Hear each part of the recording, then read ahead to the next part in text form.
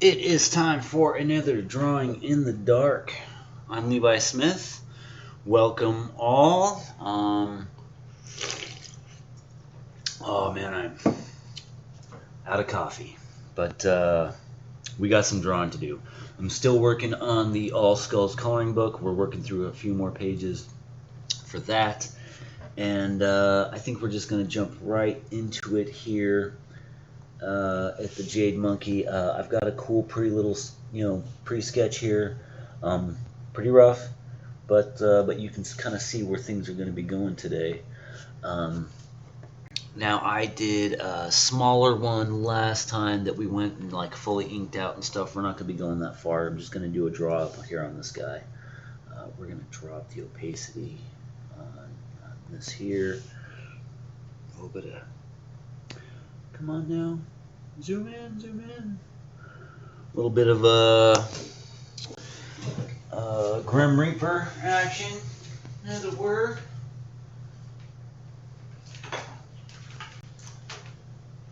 Come back here. I'm just going to hook up my battery because I realized it was not plugged in, and that's a thing that's got to be done for. Oh, there we go. Before my tablet just suddenly dies out in the middle of this drawing. Here we go. There we go. We are good. All right, so here we are. We're going to just jump right in to this guy. I hope everyone is doing well. I really don't know what day it is, what time of the year it is for you guys out there, but it is it's still summer here where I'm at my particular chronological situation, which is pretty confident it's going to be different for all you guys out there.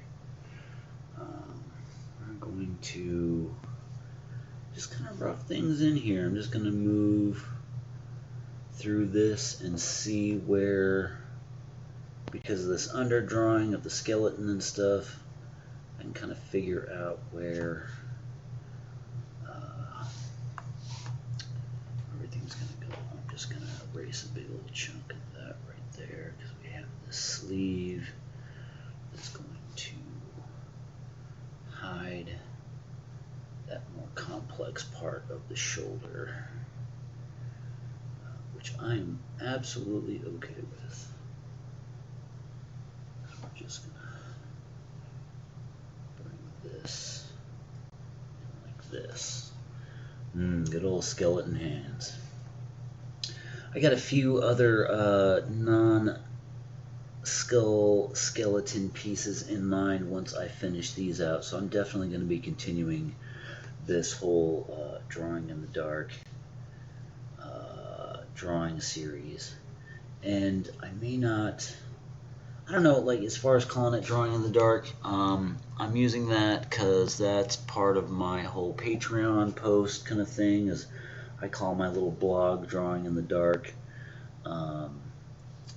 And I think it's clever. So I'm just using it right now. I'll discuss it with Kenny as far as if we're going to keep up with that or if we're going to evolve it into something else. Yeah, that's right. I forgot. Here I've got the sleeve comes out from under this kind of cloak, kind of giving him some layers, which I don't know why then he would have sleeves, but he'd just be kind of like showing that ribby chest out like that. I don't know. There's a little bit of a logic thing there. Maybe we do something like this. He just wants to make sure you can see how dead he is on the inside. We're gonna do maybe something like this. So it's all connected up to the cloak or to the brooch. We'll little skull, mushroom kind of shape going on there. And then I can show a little bit of the boniness. And then my logic is he's just trying to make sure that you can tell that he's like all the way just a bone daddy. Through here, so just bones. Those two bones here, they'll probably connect right about in here. A couple little squiggles will work for now. Now the staff is coming through here. Alright, so we're bringing this. It's going to kind of tell me where I really need these hands to grip. The scythe. Interesting thing about this scythe, this is like a farming tool for like cutting crops, grass. It would be way more curved than this one, and then have like this little extra handle that comes off on the side. Kind of like stick that on like right there. But then my mind says that he should be holding it there. We're gonna have him hold it right here.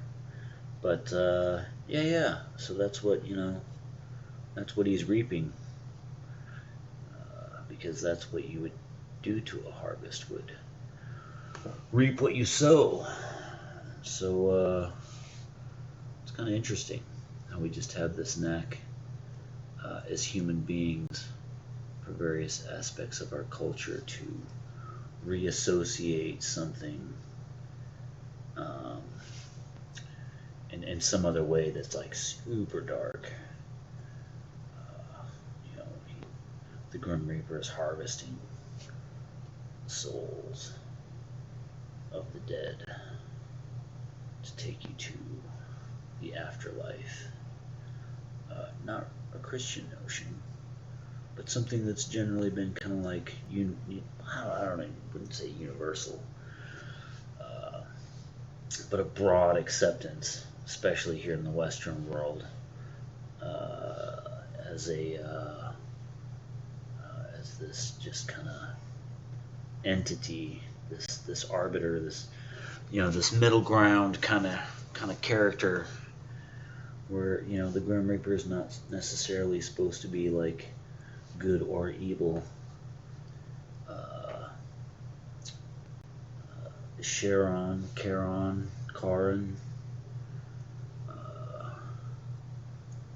the ferryman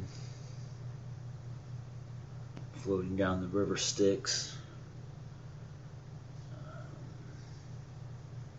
ferry you across to the afterlife. I mean, it's like super duper, Greek, but it's stuck. It's stuck in a lot of cultures, at least that I see in America. It's been a pretty ubiquitous, universal kind of like representation of death. Doesn't seem to really offend anybody. This particular representation of death, the personification,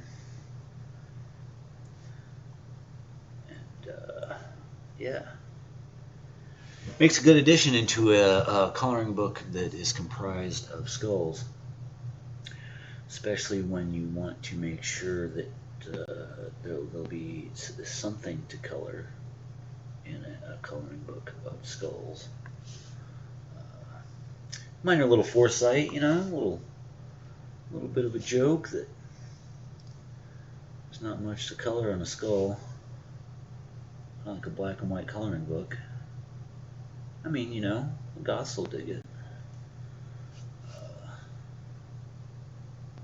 I think it's a fabulous idea. That's why I'm putting so much time into the dang little thing. Let's get some ribs in there. Maybe I should kind of work this out a little bit better as far as the spacing with these guys. Come in here and just kind of shape these out a bit more.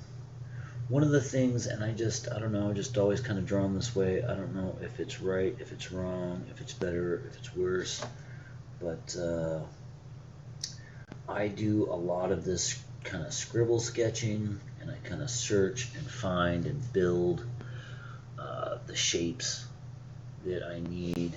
I do try to work, compositionally. I mean, one of the things is that I don't often just draw blind. Like, I'm just going to start making lines and I don't know what this is going to be. Sometimes I do. I did that as an exercise for a while, but often it really is trying to come up with a concept in my mind, even if it's simple. When I draw a bee on a flower, and then from there it's working out. Okay, well, what's the structure of the flower? Where do I want the bee to be on the flower? Where's what I think is gonna show something in a more positive way. Is this a positive kind of image? Is this a negative image? Is it like a doom bee or something that's got some crazy stinger and devil horns and stuff on it, or is it like a little intoxicated bee, that's kind of bumbling and stumbling around, trying to find its way, falling off the flower. Is it some kind of like memorial thing, and so those kinds of considerations, all will kind of guide the piece, and then start working it up in a really, really general way, and then start asking and answering those questions, trying to search, for solutions that make sense, that work, and then going from there, and then building it up and evolving it, developing it. Having the freedom in this way to say, like, just scribble things out, just put things where I think they should go, and then work it up, develop it, correct it from there. I think it's always worked well for me. It seems kind of hard for me to move away from this kind of methodology, and there's people that draw in so many different ways. And online you can see so many different methodologies and ways of drawing,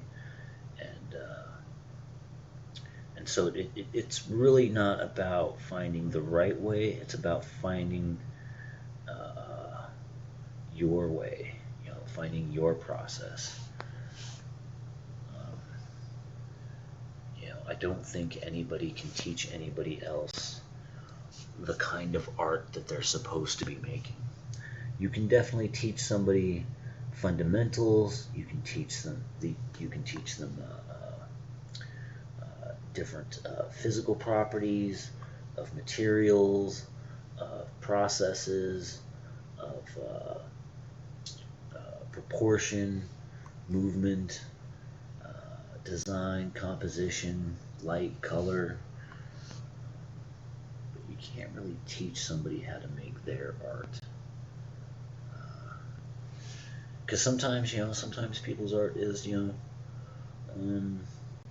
making cool stuff out of the trash that they find. Some people it's doing these wonderful, beautiful paintings. Some people it's, sculpting little Pokemon characters. Some people it's, they wanna draw, they wanna paint, they wanna use clay, they wanna. They're doing it digitally. They're doing it 3D. They're doing it, Photoshop. They're doing it Clip Studio. They're drawing with sand. They're, sometimes it's cultural. It's religious. It's, to me, it's expression. There's three real motivations in. Like prime motivations in the human existence, really. The first one is survival, and so we're all naturally motivated towards survival.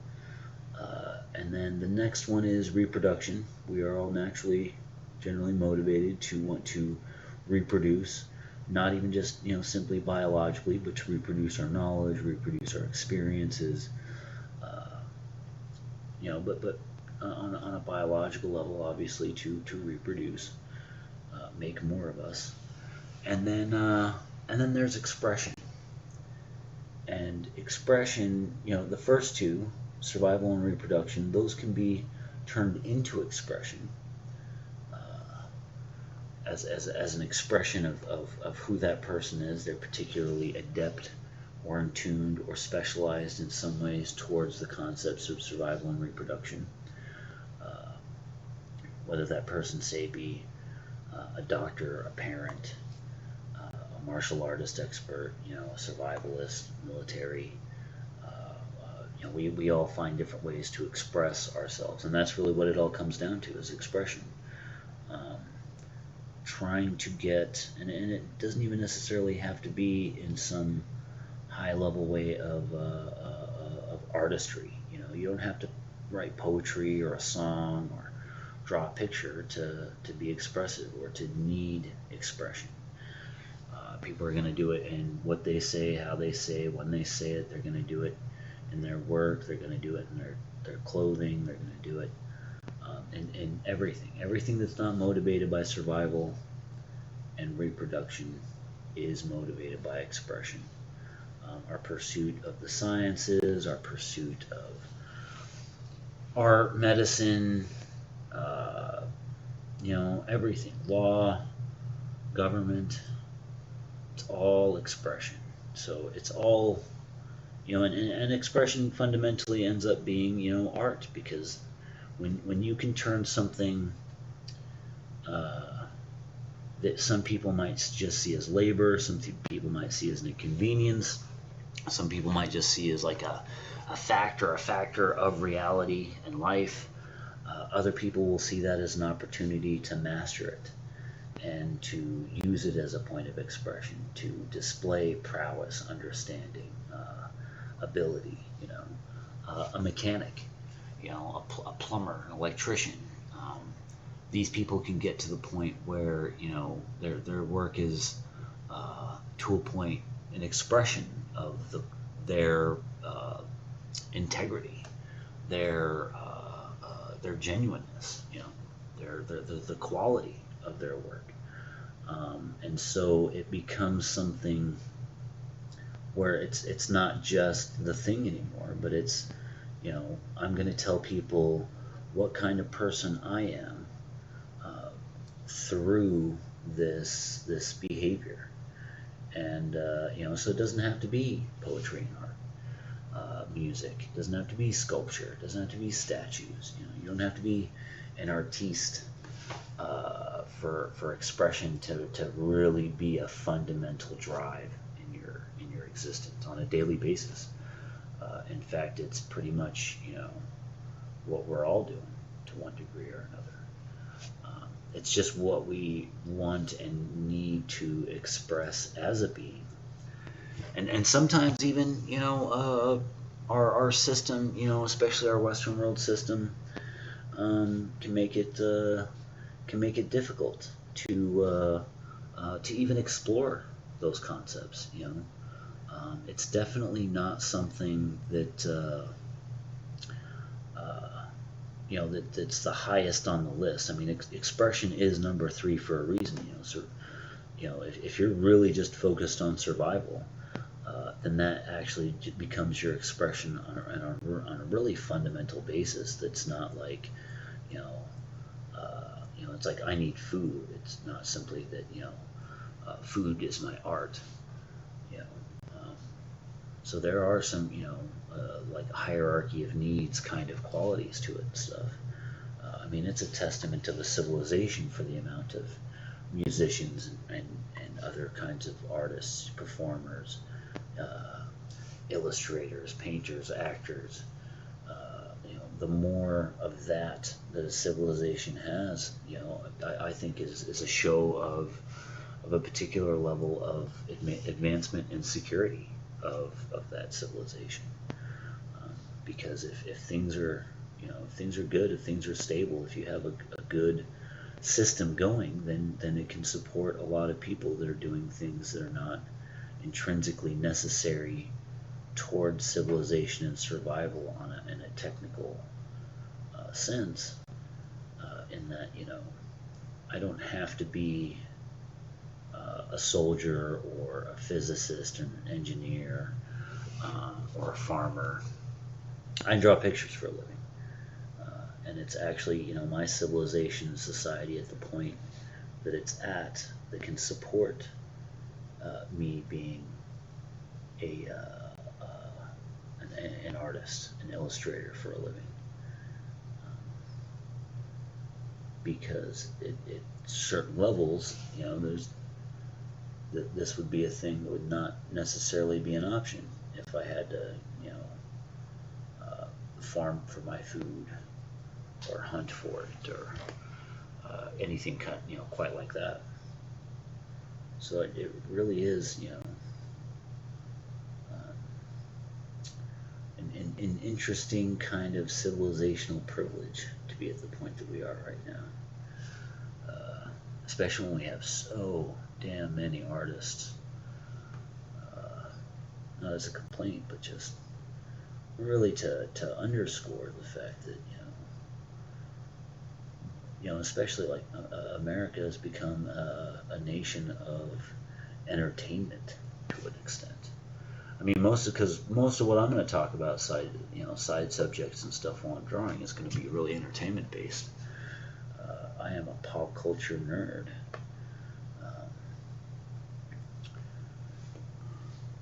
You know, growing up with cartoons and toys and stuff, and maintaining and you know, fostering that obsession through adulthood, to the point where, you know, I've got to resist the urge to buy toys, buy action figures, buy Legos and stuff like that, you know. And I am not always successful. And there's this weird kind of indoctrinated kind of consumer's joy that I get out of that stuff, you know, and that I get excited for, you know. You know, I mean, I've mentioned it a number of times, like with my love of Star Trek. You know, I'm always bummed out that they don't have a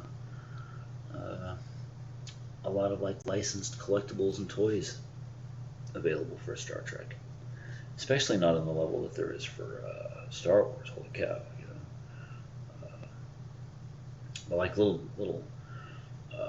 3 3/4 inch GI Joes, you know, GI Joe sized figurine, you know, action figures that would be Star Trek characters, you know, getting like a ship, you know, that's not like a model of the Enterprise, but like a GI Joe level kind of vehicle, you know, that you can put a bunch of figures into and stuff. I mean, it'd be huge. Even if it was a little GI Joe figure size compatible, man. I mean, you'd have to get like just a bridge playset to pretend like they're on the bridge. It'd still be, you know, pretty big if you wanted one in proportion to those figurines. You get a whole spaceship. I mean, because those things can be, you know, 30 stories tall. You know, each deck is more than like a floor in a building, because you've got all kinds of other conduit little cubby spacings and stuff in between the decks. And, oh yeah, man, massive. The spaceships are just massive. There was one particular bit where online, you know, where they show you like the comparative sizes of these Star Trek spaceships to like real world kind of craft. And the Enterprise from the Next Generation series in the 80s is like 4 aircraft carriers, you know, long. That's, you know, 4 American, you know, Nimitz class aircraft carriers, and that's some serious size. That is some serious size, and kind of weird too that there'd only be like 1,000 crew members on a ship that big. But you know, there's a lot A lot of automation. No Bluetooth, but a lot of automation. Let's see here. Just kind of trucking along on this guy. I mean, it's not like I need to super coach what I'm doing here, you know. We'll give him a little, it's kind of a little Spawn-esque skull brooch, you know. He's all about the branding here, this guy. He wants to make sure you know exactly who he is. I'm just gonna suggest in a really lazy way some folds here in his dress. I mean, I guess it's a dress. It's kind of like popish kind of a thing, you know. Some big old robe. I mean, not like it being called a dress, but you got this here. Kind of suggest the edge. Make it kind of sharp, I guess. Put that little extra line there off the edge, and then it gives it that blade. That's where our lighting's coming from.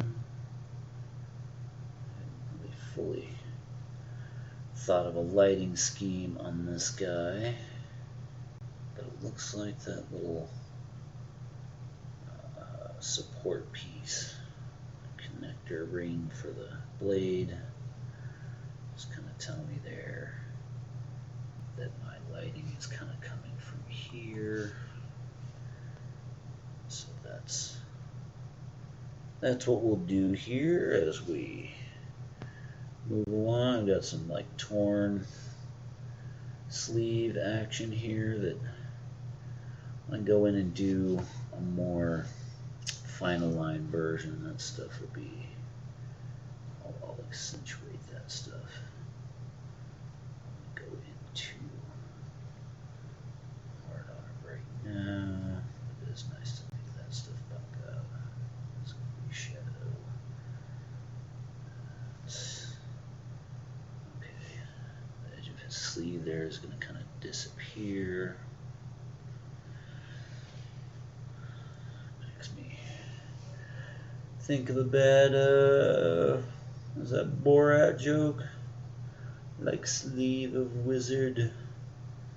Yeah, it's all it's all I'm referencing on that. You have to look that up yourself. Just popped in my head there. Okay, now, and just to help out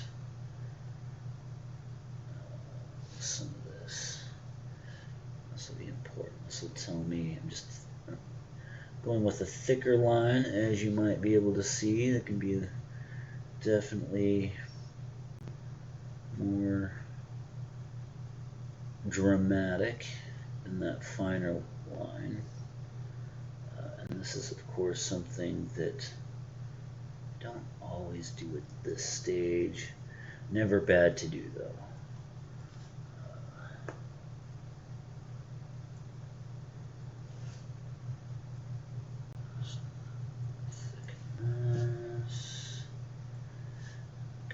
Try to follow my lighting.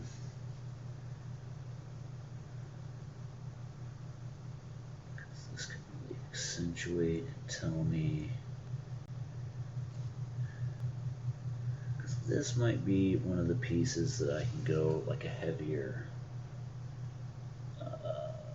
black in some areas, just so that with a little bit more complex of an image and a little bit more, I wouldn't say complex of lighting, but a little bit more detail and dependency on lighting, I might just kind of put in the heavy black shadows in a piece like this, so that when you see it in the coloring book, the lighting will kind of already be obvious.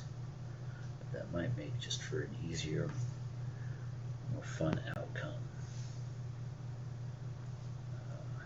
because you could still decide that, like, the color of the lighting. So, but you kind of get a freebie on the lighting decisions there.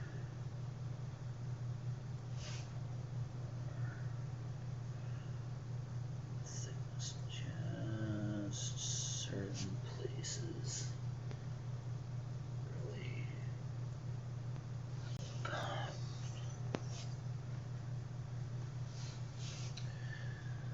Right, yeah, there we go, right? And not so much about the skull, I guess, this time. That's okay. Skull is just really a simple medium in which to build off of. And we're going to go back to here. So I just want to kind of shade this little bit out here where the kind of cloak kind of poofs out.